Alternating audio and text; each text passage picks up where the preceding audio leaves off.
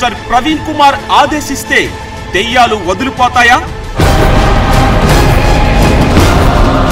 Touch అంటూ ప్రజలను క్రింద పడేయడం బైబిల్కు అనుకూలమేనా?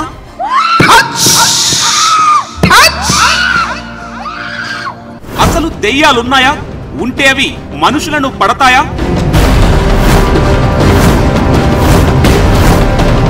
ప్రవచనం అంటూ ప్రవీణ్ కుమార్ ఏం చెప్పినా జరిగిపోతుందా?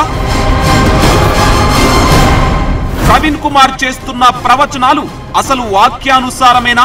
మందిరాన్ని కట్టలేదే అని బాధపడుతున్నావా?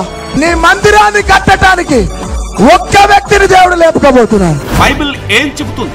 పాస్టర్ ప్రవీణ్ కుమార్ ఏం చేస్తున్నారు?